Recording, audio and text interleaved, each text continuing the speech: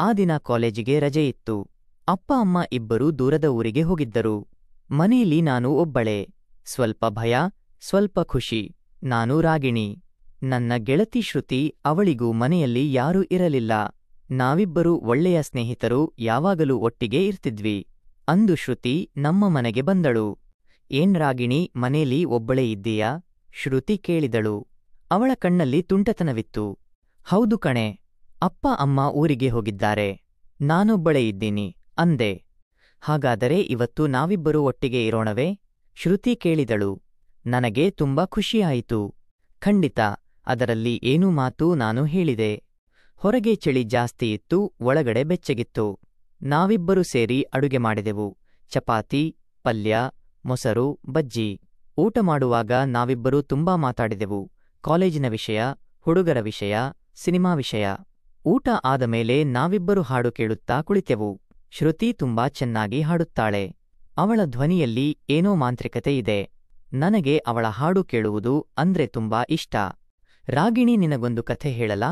ಶ್ರುತಿ ಕೇಳಿದಳು. ಹೇಳು ಕೇಳೋಣ, ನಾನು ಹೇಳಿದೆ. ಶ್ರುತಿ ಒಂದು ಪ್ರೇಮ ಕಥೆ ಹೇಳಿದಳು. ಕಥೆಯಲ್ಲಿ ಹುಡುಗ ಹುಡುಗಿ ತುಂಬಾ ಪ್ರೀತಿಸುತ್ತಾರೆ, ಆದರೆ ಅವರು ಒಂದಾಗಲು ಸಾಧ್ಯವಾಗುವುದಿಲ್ಲ. ಕಥೆ ಕೇಳಿ ನನಗೆ ತುಂಬಾ ದುಃಖವಾಯಿತು. ಶ್ರುತಿ, ಇಂತಹ ಕಥೆಗಳು ಯಾಕೆ ಹೀಗೆ ಇರುತ್ತವೆ? ನಾನು ಕೇಳಿದೆ. ಜೀವನ ಅಂದರೆ ಹಾಗೆ ರಾಗಿಣಿ. ಎಲ್ಲವೂ ನಾವು ಅಂದುಕೊಂಡ ಹಾಗೆ ಆಗುವುದಿಲ್ಲ, ಶ್ರುತಿ ಹೇಳಿದಳು. ರಾತ್ರಿ ತುಂಬಾ ತಡವಾಗಿತ್ತು. ನಾವಿಬ್ಬರೂ ಮಲಗಲು ಹೋದೆವು. ಒಂದು ಹೊದಿಕೆಯೊಳಗೆ ನಾವಿಬ್ಬರೂ ಬೆಚ್ಚಗೆ ಮಲಗಿದೆವು. ಶ್ರುತಿ ನನ್ನ ಕೈ ಹಿಡಿದುಕೊಂಡಳು.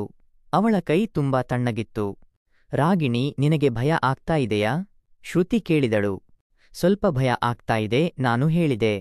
ನಾನು ನಿನ್ನ ಜೊತೆ ಇದ್ದೀನಲ್ಲ, ಭಯಪಡಬೇಡ, ಶ್ರುತಿ ಹೇಳಿದಳು. ಅವಳ ಮಾತು ಕೇಳಿ ನನಗೆ ಧೈರ್ಯ ಬಂತು. ನಾವಿಬ್ಬರೂ ಸ್ವಲ್ಪ ಹೊತ್ತು ಮಾತನಾಡುತ್ತಾ ಮಲಗಿದೆವು. ಆಮೇಲೆ ನಿದ್ದೆ ಬಂದು ಬಿಡ್ತು. ಬೆಳಿಗ್ಗೆ ಎದ್ದಾಗ ಶ್ರುತಿ ನನ್ನ ಪಕ್ಕದಲ್ಲೇ ಮಲಗಿದ್ದಳು. ಅವಳ ಮುಖ ತುಂಬಾ ಮುಗ್ಧವಾಗಿತ್ತು. ನಾವಿಬ್ಬರು ಎದ್ದು ಕಾಫಿ ಕುಡಿದೆವು. ಆಮೇಲೆ ಶ್ರುತಿ ಮನೆಗೆ ಹೋದಳು. ಅವಳು ಹೋದ ಮೇಲೆ ನನಗೆ ತುಂಬಾ ಬೇಜಾರಾಯಿತು. ಮತ್ತೆ ಆ ರಾತ್ರಿ ಬರಲಿ ಅಂತ ನಾನು ಕಾಯ್ತಾ ಇದ್ದೆ. ಇನ್ನೊಂದು ದಿನ ನಾನು ಕಾಲೇಜಿಗೆ ಹೋಗುವಾಗ ಸಾಗರನ್ನು ನೋಡಿದೆ. ಅವನು ನನ್ನ ಕ್ಲಾಸ್ಮೇಟ್. ಅವನು ನೋಡಲು ತುಂಬಾ ಚೆನ್ನಾಗಿದ್ದಾನೆ. ಎಲ್ಲ ಹುಡುಗಿಯರಿಗೂ ಅವನ ಮೇಲೆ ಕ್ರಶ್ ಇದೆ. ನನಗೂ ಸ್ವಲ್ಪ ಇಷ್ಟ. ಸಾಗರ್ ನನ್ನ ಹತ್ತಿರ ಬಂದ. ಹಾಯ್ ರಾಗಿಣಿ, ಹೇಗಿದ್ದೀಯಾ ಅಂತ ಕೇಳಿದ. ಚೆನ್ನಾಗಿದ್ದೀನಿ ಸಾಗರ್, ನೀನು ಹೇಗಿದ್ದೀಯಾ? ನಾನು ಕೇಳಿದೆ. ನಾನು ಕೂಡ ಚೆನ್ನಾಗಿದ್ದೀನಿ. ಇವತ್ತು ಕಾಲೇಜಿಗೆ ಬರಲು ಲೇಟಾಯ್ತು, ಅವನು ಹೇಳಿದ. ಏಕೆ ಲೇಟಾಯ್ತು? ನಾನು ಕೇಳಿದೆ. ಒಂದು ಕೆಲಸ ಇತ್ತು, ಅದಕ್ಕೆ ಲೇಟಾಯ್ತು, ಅವನು ಹೇಳಿದ. ಅವನು ಏನೋ ಮುಚ್ಚಿಡುತ್ತಿದ್ದಾನೆ ಅಂತ ನನಗೆ ಅನಿಸಿತು. ನಾವಿಬ್ಬರೂ ಕ್ಲಾಸಿಗೆ ಹೋದೆವು. ಕ್ಲಾಸಿನಲ್ಲಿ ನಾವಿಬ್ಬರೂ ಪಕ್ಕಪಕ್ಕದಲ್ಲಿ ಕುಳಿತೆವು. ಸಾಗರ್ ನನ್ನ ಕಡೆ ನೋಡುತ್ತಾ ನಕ್ಕ. ನನಗೂ ನಾಚಿಕೆ ಆಯಿತು. ಕ್ಲಾಸ್ ಮುಗಿದ ಮೇಲೆ ನಾವಿಬ್ಬರೂ ಕ್ಯಾಂಟೀನ್ಗೆ ಹೋದೆವು. ಅಲ್ಲಿ ನಾವು ಚಹಾ ಕುಡಿದೆವು. ಸಾಗರ್ ನನ್ನ ಬಗ್ಗೆ ತುಂಬಾ ಮಾತಾಡಿದ. ನನಗೆ ತುಂಬಾ ಖುಷಿಯಾಯಿತು. ರಾಗಿಣಿ, ನೀನು ನೋಡಲು ತುಂಬಾ ಚೆನ್ನಾಗಿದ್ದೀಯಾ? ಸಾಗರ್ ಹೇಳಿದ. ನನಗೆ ನಾಚಿಕೆ ಆಯಿತು. ಸುಮ್ಮನೆ ತಮಾಷೆ ಮಾಡಬೇಡ ಸಾಗರ್, ನಾನು ಹೇಳಿದೆ. ನಾನು ನಿಜ ಹೇಳುತ್ತೇನೆ ರಾಗಿಣಿ, ನನಗೆ ನೀನು ತುಂಬಾ ಇಷ್ಟ, ಸಾಗರ್ ಹೇಳಿದ. ಅವನ ಮಾತು ಕೇಳಿ ನನಗೆ ಆಶ್ಚರ್ಯವಾಯಿತು.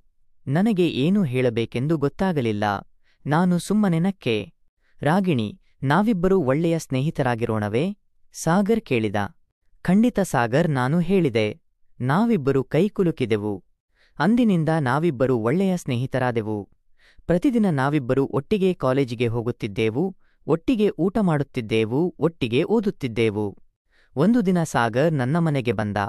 ನನ್ನ ಅಪ್ಪ ಅಮ್ಮ ಊರಿಗೆ ಹೋಗಿದ್ದರೂ ಮನೇಲಿ ನಾನು ಒಬ್ಬಳೇ ಇದ್ದೆ. ರಾಗಿಣಿ, ನಾನಿಂದು ನಿನ್ನ ಜೊತೆ ಇರಬಹುದೇ? ಸಾಗರ್ ಕೇಳಿದ. ನನಗೆ ಏನು ಹೇಳಬೇಕೆಂದು ಗೊತ್ತಾಗಲಿಲ್ಲ.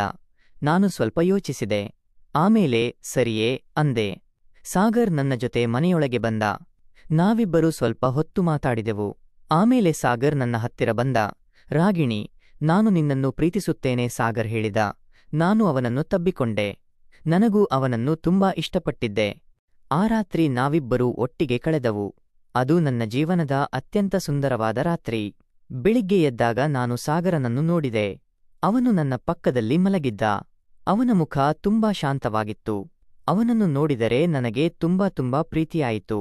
ನಾನು ಎದ್ದು ಕಾಫಿ ಮಾಡಿದೆ. ಸಾಗರ್ ಕೂಡ ಎದ್ದ. ನಾವಿಬ್ಬರೂ ಒಟ್ಟಿಗೆ ಕಾಫಿ ಕುಡಿದೆವು. ರಾಗಿಣಿ, ನಾನು ನಿನ್ನನ್ನು ಯಾವತ್ತೂ ಬಿಟ್ಟುಕೊಡುವುದಿಲ್ಲ, ಸಾಗರ್ ಹೇಳಿದ. ನಾನು ಕೂಡ ನಿನ್ನನ್ನು ಯಾವತ್ತೂ ಬಿಟ್ಟುಕೊಡುವುದಿಲ್ಲ ಸಾಗರ್, ನಾನು ಹೇಳಿದೆ. ನಾವಿಬ್ಬರೂ ಒಬ್ಬರಿಗೊಬ್ಬರು ಪ್ರಾಮಿಸ್ ಮಾಡಿಕೊಂಡೆವು. ಆದರೆ ನಮಗೆ ಒಂದು ಭಯವಿತ್ತು, ನಮ್ಮ ಪ್ರೀತಿಯ ಬಗ್ಗೆ ಅಪ್ಪ ಅಮ್ಮನಿಗೆ ಗೊತ್ತಾದರೆ ಏನಾಗುತ್ತೋ ಎಂದು. ನಮ್ಮ ಪ್ರೀತಿಯನ್ನು ಯಾರಿಗೂ ಹೇಳಬಾರದು ಎಂದು ನಿರ್ಧರಿಸಿದೆವು. ಅದೂ ಒಂದು ರಹಸ್ಯವಾಗಿ ಉಳಿಯಬೇಕು. ಕಾಲೇಜಿನಲ್ಲಿ ನಾವಿಬ್ಬರೂ ನಾರ್ಮಲ್ ಆಗಿ ಇರುತ್ತಿದ್ದೆವು. ಯಾರಿಗೂ ಅನುಮಾನ ಬರಬಾರದೆಂದು ಜಾಗರೂಕರಾಗಿದ್ದೆವು. ಆದರೆ ನಮ್ಮ ಕಣ್ಣುಗಳು ಮಾತ್ರ ಎಲ್ಲವನ್ನೂ ಹೇಳುತ್ತಿದ್ದವು. ಒಂದು ದಿನ ಶ್ರುತಿ ನನ್ನನ್ನು ಭೇಟಿಯಾದಳು. ರಾಗಿಣಿ, ಏನು ಸರಿ ಇಲ್ಲ ಅಂತ ಅನಿಸುತ್ತಿದೆ. ನೀನು ಸಾಗರ್ ಜೊತೆ ತುಂಬಾ ಕ್ಲೋಸ್ ಆಗಿದ್ದೀಯಾ ಅಲ್ವಾ ಅಂತ ಕೇಳಿದಳು. ನನಗೆ ಏನು ಹೇಳಬೇಕೆಂದು ಗೊತ್ತಾಗಲಿಲ್ಲ. ನಾನು ಸುಮ್ಮನೆ ತಲೆ ಅಲ್ಲಾಡಿಸಿದೆ. ರಾಗಿಣಿ, ನೀನು ಏನನ್ನು ಮುಚ್ಚಿಡುತ್ತಿದ್ದೀಯಾ? ನನಗೆ ಹೇಳು ಶ್ರುತಿ ಕೇಳಿದಳು. ನಾನು ಎಲ್ಲವನ್ನೂ ಹೇಳಿದೆ. ಸಾಗರ್ ಜೊತೆಗಿನ ನನ್ನ ಪ್ರೀತಿಯ ಬಗ್ಗೆ, ರಹಸ್ಯದ ಬಗ್ಗೆ, ಭಯದ ಬಗ್ಗೆ ಎಲ್ಲವನ್ನೂ ಹೇಳಿದೆ. ಶ್ರುತಿ ನನ್ನ ಮಾತನ್ನು ಕೇಳಿ ಶಾಕ್ ಆದಳು. ರಾಗಿಣಿ, ಇದು ತಪ್ಪು. ನೀನು ಅಪ್ಪ ಅಮ್ಮನಿಗೆ ಹೇಳಬೇಕು ಅಂದಳು. ಇಲ್ಲ ಶ್ರುತಿ, ಅವರು ಒಪ್ಪಿಕೊಳ್ಳುವುದಿಲ್ಲ. ನಮ್ಮ ಪ್ರೀತಿಯನ್ನು ಅರ್ಥಮಾಡಿಕೊಳ್ಳುವುದಿಲ್ಲ, ನಾನು ಹೇಳಿದೆ. ಹಾಗಾದರೆ ಏನು ಮಾಡುತ್ತೀಯಾ?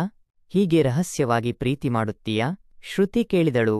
ನನಗೆ ಏನು ಮಾಡಬೇಕೆಂದು ಗೊತ್ತಾಗಲಿಲ್ಲ. ನಾನು ಕನ್ಫ್ಯೂಸ್ ಆಗಿದ್ದೆ. ಒಂದು ದಿನ ಸಾಗರ್ ನನ್ನನ್ನು ಒಂದು ಪಾರ್ಟಿಗೆ ಕರೆದೊಯ್ದ.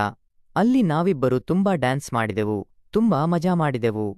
ಆ ಪಾರ್ಟಿಯಲ್ಲಿ ಸಾಗರ್ ನನ್ನನ್ನು ಪ್ರಪೋಸ್ ಮಾಡಿದ ಎಲ್ಲರೆದರು. ರಾಗಿಣಿ, ನಾನು ನಿನ್ನನ್ನು ಮದುವೆಯಾಗಲು ಇಷ್ಟಪಡುತ್ತೇನೆ ಅಂದ. ನನಗೆ ಆಶ್ಚರ್ಯವಾಯಿತು. ನಾನು ಖುಷಿಯಿಂದ ಒಪ್ಪಿಕೊಂಡೆ. ಎಲ್ಲರೂ ನಮಗೆ ಚಪ್ಪಾಳೆ ತಟ್ಟಿದರು. ನಾವಿಬ್ಬರೂ ತುಂಬಾ ಸಂತೋಷವಾಗಿದ್ದೆವು. ಆದರೆ ಆ ಸಂತೋಷ ಹೆಚ್ಚು ಕಾಲ ಉಳಿಯಲಿಲ್ಲ. ಮರುದಿನ ನನ್ನ ಅಪ್ಪ ಅಮ್ಮ ಊರಿಂದ ಬಂದರು. ಅವರಿಗೆ ಸಾಗರ್ ಮತ್ತು ನನ್ನ ಬಗ್ಗೆ ಗೊತ್ತಾಯಿತು. ಅವರು ತುಂಬಾ ಕೋಪಗೊಂಡರು.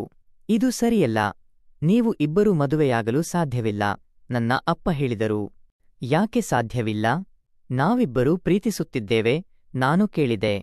ನೀನು ಇನ್ನೂ ಚಿಕ್ಕವಳು, ನಿನಗೆ ಜೀವನದ ಬಗ್ಗೆ ಏನು ಗೊತ್ತಿಲ್ಲ ಎನ್ನ ಅಮ್ಮ ಹೇಳಿದರು. ನಾನು ತುಂಬಾ ಬೇಜಾರಾದೆ. ಅಪ್ಪ ಅಮ್ಮ ನನ್ನನ್ನು ಅರ್ಥ ಮಾಡಿಕೊಳ್ಳುತ್ತಿಲ್ಲ ಅಂತ ನನಗೆ ಅನಿಸಿತು. ಸಾಗರ್ ಕೂಡ ತುಂಬಾ ಬೇಜಾರಾದ. ಅವನು ನನ್ನ ಅಪ್ಪ ಅಮ್ಮನಿಗೆ ಮನವರಿಕೆ ಮಾಡಲು ಪ್ರಯತ್ನಿಸಿದ, ಆದರೆ ಅವರು ಕೇಳಲಿಲ್ಲ. ಕೊನೆಗೆ ನಾವಿಬ್ಬರೂ ಒಂದು ನಿರ್ಧಾರಕ್ಕೆ ಬಂದೆವು. ನಾವಿಬ್ಬರೂ ಮನೆ ಬಿಟ್ಟು ಹೋಗಲು ನಿರ್ಧರಿಸಿದೆವು. ಒಂದು ರಾತ್ರಿ ನಾವಿಬ್ಬರೂ ಮನೆಯಿಂದ ಓಡಿ ಹೋದೆವು. ಎಲ್ಲಿಗೆ ಹೋಗಬೇಕೆಂದು ನಮಗೆ ಗೊತ್ತಿರಲಿಲ್ಲ, ಆದರೆ ನಾವಿಬ್ಬರೂ ಒಟ್ಟಿಗೆ ಇದ್ದರೆ ಸಾಕು ಅಂತ ಅನಿಸಿತು. ನಾವಿಬ್ಬರೂ ಒಂದು ಚಿಕ್ಕ ಹಳ್ಳಿಗೆ ಹೋದೆವು. ಅಲ್ಲಿ ಒಂದು ಚಿಕ್ಕ ಮನೆಯನ್ನು ಬಾಡಿಗೆಗೆ ಪಡೆದು ವಾಸಿಸಲು ಪ್ರಾರಂಭಿಸಿದೆವು. ಸಾಗರ್ ಒಂದು ಕೆಲಸ ಹುಡುಕಿದ. ನಾನು ಕೂಡ ಒಂದು ಶಾಲೆಯಲ್ಲಿ ಟೀಚರ್ ಕೆಲಸಕ್ಕೆ ಸೇರಿಕೊಂಡೆ. ನಾವಿಬ್ಬರೂ ಕಷ್ಟಪಟ್ಟು ದುಡಿದೆವು. ನಮ್ಮ ಜೀವನವನ್ನು ಕಟ್ಟಿಕೊಂಡೆವು. ವರ್ಷಗಳು ಉರುಳಿದವು. ನಮಗೆ ಒಂದು ಮಗು ಆಯಿತು. ನಮ್ಮ ಜೀವನ ಸಂತೋಷದಿಂದ ತುಂಬಿತು. ಒಂದು ದಿನ ನನ್ನ ಅಪ್ಪ ಅಮ್ಮ ನಮ್ಮನ್ನು ಹುಡುಕಿಕೊಂಡು ಬಂದರು.